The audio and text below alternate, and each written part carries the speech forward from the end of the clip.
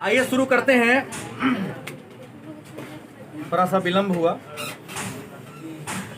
Chapter संख्या 15 हमने कहा 12वीं कक्षा में अर्थशास्त्र विषय को दो वर्गों में बांटा गया है, खंड अ और खंड ब। खंड अ में सूक्ष्म अर्थशास्त्र या व्यष्टि अर्थशास्त्र के बारे में पढ़ना था। अंग्रेजी में माइक्रो इकोनॉमिक्स पढ़ना था। तो माइक्रो इकोनॉमिक्स के माइक्रो अर्थशास्त्र के सारे टॉपिक को, सारे बातों को हमने पढ़ा। अभी जो दूसरा टॉपिक है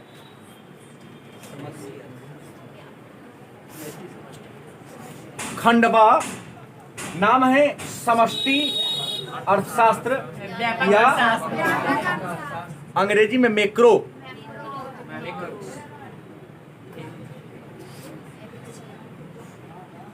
MACRO, मैक्रो इकोनॉमिक्स के बारे में चर्चा करना। हालांकि इन सब के बारे में चर्चा प्रथम दिन ही किया जा चुका है। प्रथम क्लास में ही इन सब के बारे में हम लोगों ने चर्चा किया है। बात समझ गए? थोड़ा सा विस्तार से आज चर्चा कर लेंगे। तो सबसे पहले जानेंगे कि समष्टि अर्थशास्त्र है क्या। तो हमने बहुत पहले आपको बताया था कि आर्थिक विश्लेषण की दो शाखा है।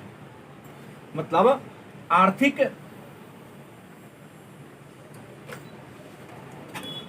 विश्लेषण की कितनी शाखाएं हैं? एक का नाम था सूक्ष्म और दूसरा का नाम था व्यापक। आर्थिक विश्लेषण की दो शाखा है। पहला सूक्ष्म आर्थिक विश्लेषण, दूसरा व्यापक आर्थिक विश्लेषण। मेरे बात को सुनना है, उत्तर दूंगा, समझ में आएगा, क्लियर। सूक्ष्म आर्थिक विश्लेषण क्या है? आपका उत्तर होगा सूक्ष्म आर्थिक विश्लेषण अर्थशास्त्र की वह शाखा है जिसमें किसी अर्थव्यवस्था के छोटे छोटे चरों, जैसे प्रति व्यक्ति आय, प्रति व्यक्ति व्यय, एक फर्म की आय, एक परिवार की आय, एक परिवार की व्यय। मतलब सूक्ष्म आर्थिक विश्लेषण की या अर्थशास्त्र की वह शाखा है जिसमें अर्थव्यवस्था के छोटे छोटे चरों का अध्ययन किया जाता है। और व्यापक आर्थिक विश्लेषण क्या है?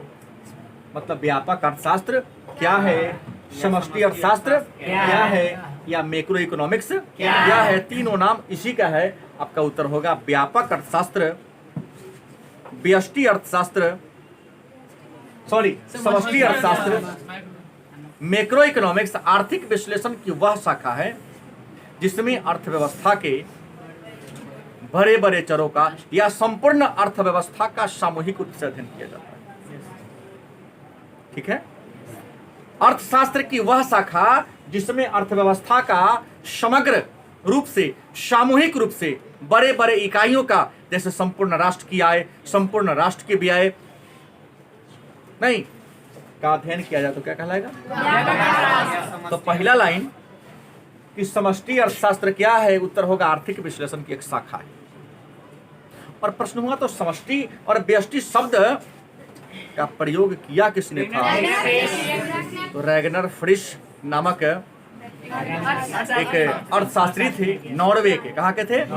नॉर्वे के अर्थशास्त्री रैगनर फ्रिश ने सूक्ष्म और व्यापक, समष्टि और व्यष्टि, माइक्रो और मैक्रो शब्द का प्रयोग किया। तो व्यापक अर्थशास्त्र क्या है ये तो जान गए कि व्यापक अर्थशास्त्र आर्थिक विश्लेषण की एक शाखा है जिसमें अर्थव्यवस्था के बड़े बड़े चरों का या संपूर्ण अर्थव्यवस्था का सामूहिक रूप से अध्ययन किया जाता है। और व्यापक अर्थशास्त्र, मैक्रो शब्द का प्रयोग सबसे पहले नॉर्वे का अर्थशास्त्री रैगनर फ्रिश ने किया। मन में होगा तो व्यापक अर्थशास्त्र की विशेषता क्या है? व्यापक अर्थशास्त्र की विशेषता क्या है? तो परिभाषा में ही इसकी विशेषता छिपी रहती है। पहली विशेषता है कि समष्टि इकाइयों का अध्ययन। समष्टि मतलब होता है संपूर्ण। समष्टि मतलब क्या हुआ? व्यापक अर्थशास्त्र में, समष्टि अर्थशास्त्र में समस्त इकाइयों का अध्ययन किया जाता है। अगर देश के कोयला का अध्ययन करना हो तो पूरे कोयला खदान का अध्ययन कर लेंगे, लौह अयस्क का करना हो तो पूरे लौह अयस्क कर लेंगे। मैंने जिस चीज का करना हो संपूर्ण के बारे में हम अध्ययन कर लेते हैं। दूसरा, संपूर्ण अर्थव्यवस्था का अध्ययन। व्यापक अर्थशास्त्र में, मैक्रो इकोनॉमिक्स में, समष्टि अर्थशास्त्र में संपूर्ण अर्थव्यवस्था का, जैसे भारत मेरा देश है, India is my home, Bharat हमारा घर है। हमारे घर में जितने आय होते हैं, जितने व्यय होते हैं, उन सारे चीजों का अध्ययन संपूर्ण और व्यष्टि आर्थिक चर का, माने बड़े बड़े चरों का, ये तीन इसकी विशेषता होगी। अब इसका व्यापक अर्थशास्त्र का क्षेत्र कहाँ? व्यष्टि आर्थिक चर का, व्यापक आर्थिक चर का, माने बड़े बड़े चरों का, बड़े बड़े इकाइयों का, जैसे राष्ट्रीय आय, राष्ट्रीय व्यय। छोटा होता है ना, और यहाँ व्यष्टि लिखा गया है।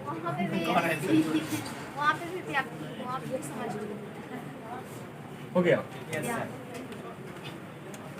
अब है व्यापक अर्थशास्त्र का क्षेत्र, माइक्रो इकोनॉमिक्स का क्षेत्र।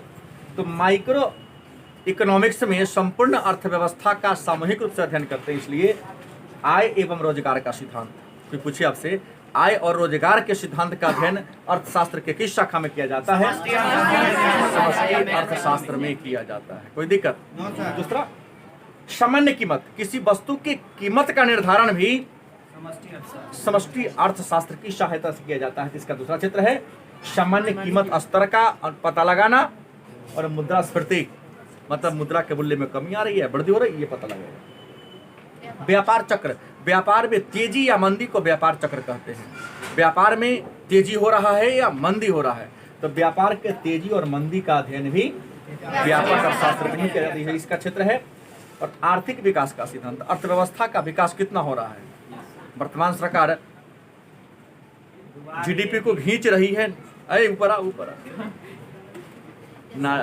कुआं में डूबते जा रहा है मेरा जीडीपी,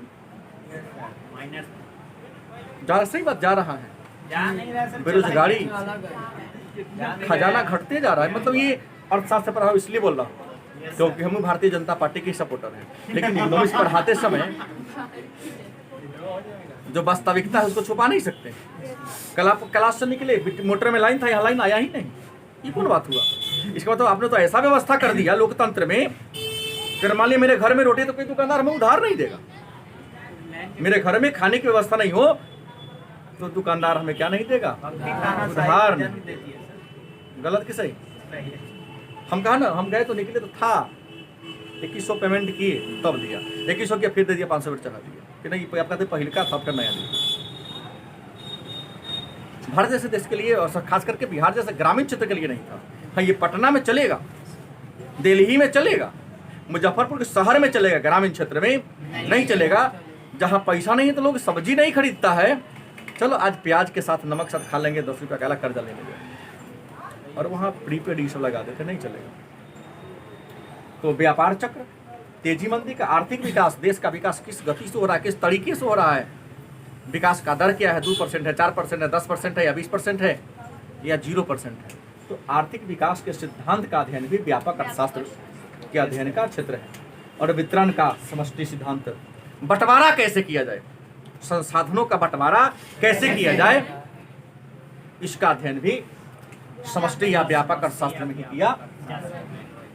अब है व्यापक अर्थशास्त्र का महत्व क्या है। सब बात आगे पढ़ना है हमें, जितना टॉपिक आ रहा है सब टॉपिक आगे बन गया है, चैप्टर बन गया है। व्यापक अर्थशास्त्र का महत्व क्या है मेरे लिए, आपके लिए, हमारे देश के लिए। तो व्यापक अर्थशास्त्र का कई महत्व है।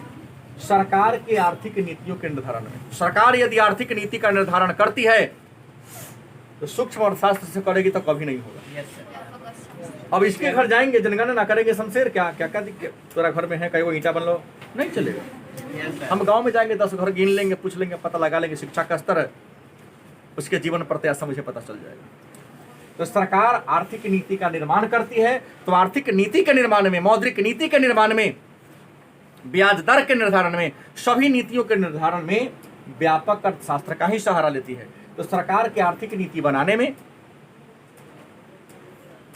व्यापक अर्थशास्त्र का महत्व होता है। अगर व्यापक अर्थशास्त्र नहीं होता तो सूक्ष्म अर्थशास्त्र से आर्थिक नीति का निर्माण नहीं होता। दूसरा, आर्थिक विकास में, देश का आर्थिक विकास, अलग बात मैं जस्ट विरोध किया, लेकिन देश के लिए जरूरी था। कहो क्यों जरूरी था आर्थिक विकास के लिए? हम लोग बेईमान हैं, इतने उच्च किस्म के बेईमान हैं, यहाँ तो किराना वाला सुधार ले लेता, रास्ता बदल देते हैं, कहीं टोक न दे। बिजली बिल जब तक कहने नहीं आता अपना मन से पेमेंट करते नहीं। हमारी कमी को सरकार ने महसूस किया, तब लगा नहीं कर, ये उपाय है। ये 600 रुपया का या 200 रुपया का इजी मोबाइल में नहीं तो प्राण से कर्जा लेके कर लेते हैं, लेकिन सरकार इतना करोड़ों अरबों इसमें इन्वेस्ट किया, खरीदती है, लेकिन बिजली बिल आ गया, नहीं दे रहे हैं। तो यहाँ मैं करूँगा, अगर आर्थिक विकास में सहायता मिलता है, अगर ये लगाने सरकार को फायदा है, तो इसे में रखा टोकन हम दे दिए, सरकार का राजस्व भले ही कमाएगा, दनादन जाएगा, हर दिन जाएगा।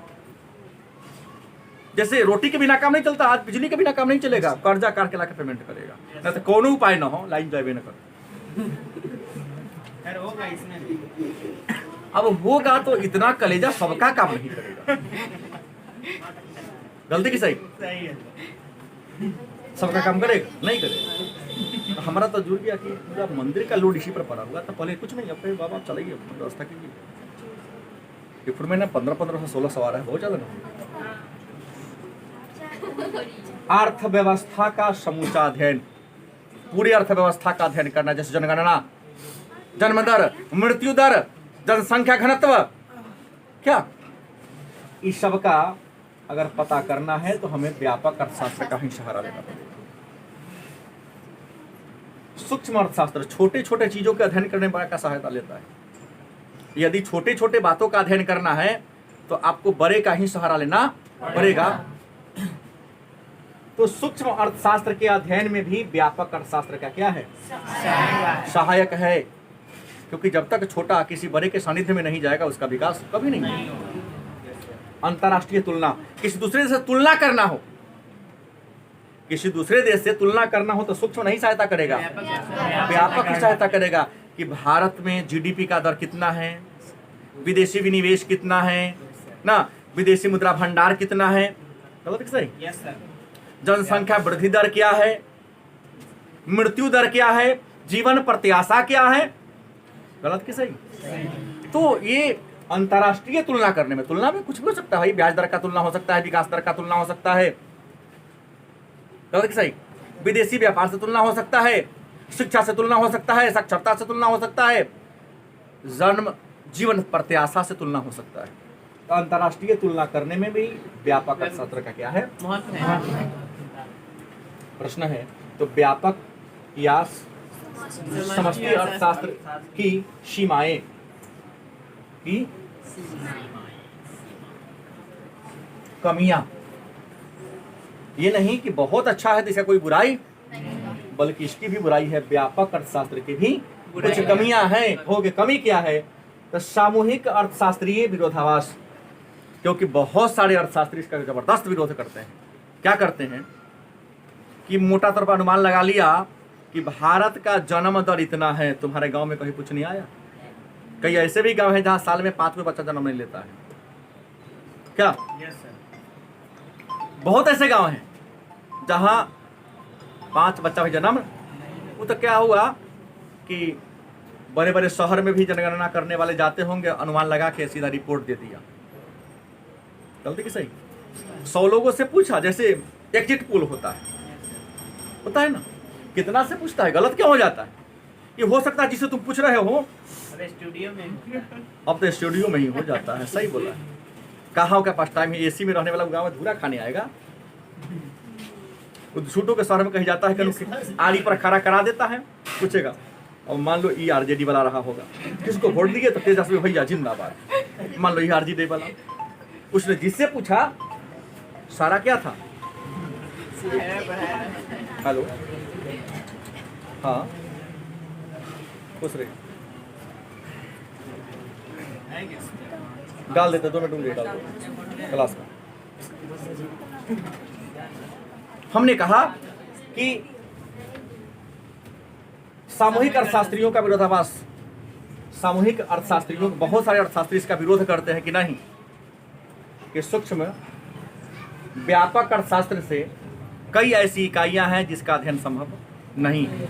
गलती कि सही? आप देश का प्रति व्यक्ति आय निकाल दिए हैं, मोटा मोटी 40,000 रुपया है, तो कै रुपया कमाता है जी? यहाँ तो मुकेश अंबानी को भी गिन लिया। राष्ट्र की आय बता, राष्ट्र की जनसंख्या जोड़ लिया, मुकेश अंबानी का भी जोड़ दिया, अब भिखारी 1-1 रुपया भीख मांगता उसका भी जोड़ दिया। गलत है कि ना? गलत। विद्वान विरोध करते कि नहीं, जो लगाए हैं लगभग अनुमान देता है, परफेक्ट अनुमान लेना है तो सूक्ष्म अर्थशास्त्र से सारा लेना पड़ेगा, घरे घरे जाके पूछना होगा। हम ही कहते हैं सब लेके आते, जब खड़ा कराते हैं कोनो खड़ा कर सब खड़ा हो जाएगा। अगर सूक्ष्म अर्थशास्त्र की तरीका से अगर आपसे प्रश्न उत्तर करें तो सबका विकास होगा। हम तो व्यापक खड़ा होता है जमल, हाँ कौन आर्थिक क्रिया ये है, यो सब कर दिया, हल्ला कर दिया। वो मैं कितना सीधे हिंदी फिल्म के हीरो की तरह मुंह उठाता है, आता उता उसको नहीं। व्यक्तिगत इकाइयों की अवहेलना बड़ी बुराई है। व्यक्ति से समाज, परिवार, परिवार से समाज, समाज से राष्ट्र का निर्माण होता है। और व्यापक अर्थशास्त्र में, समष्टि अर्थशास्त्र में सबसे पहली बात है कि व्यक्तिगत इकाइयों की अनदेखा की गई, अवहेलना की गई। और जो व्यक्तिगत इकाइयों का, छोटी छोटी इकाई का अवहेलना करेगा, जानते हो बूंद बूंद से तालाब भरता है। अरे क्या दिक्कत है, तू 90 सोच के किया था खरीदने, 95 में ले लो 5 रुपया हम दे दे। अरे 5 रुपया नहीं मतलब है, तुमसे ना 5 रुपया वैसे लिया। अगर ऐसा के सब पर 5 रुपया बढ़ाते चलो तो 100 वो सामान में 5 रुपया बढ़ा दो तो 500 न बढ़ गया। ये आप लोग नहीं सोचेंगे क्योंकि आप लोग तो पीसीए हैं, बाप के कैसे पर ऐसे वाले आप लोग। जो दिन अपन होटल चलाओगे, जो दिन तू बाप बनेगा तो हर बेटा वैसे ही रहेगा। ये तो प्रकृति का नियम चलता है, प्रकृति का नियम चलता है। इसलिए है इसमें व्यक्तिगत इकाइयों की अवहेलना की गई। पढ़ाई है ना, इसमें सब प्रकार की बातें तो बताना ही पड़ेगा। क्या मैं गलती तो बोला नहीं? आपके पिताजी, मैं भी फादर हूँ, मैं भी कोई चीज क्रय करने जाता हूँ तो थोड़ा मोल जोल करते हैं। बेटा अगर कहीं अभी छोटा है ले जाएंगे तभी कुछ बोलने का पावर नहीं है, नहीं बोल पाएगा। हाँ जब थोड़ा बड़ा होगा लगेगा कि ना पिताजी क्या इन्हें उन्हें करते हैं वाला बात मोल जोल करते हैं, उसको खराब लगेगा। क्या लगेगा? तुरंत पैसा निकालेगा, गिन देगा। तू तो कमाया नहीं, उसको क्या पता पिताजी हमारे पंखा लगा कर पंखा नहीं चलाते हैं, कहीं मीटर न उठ जाए।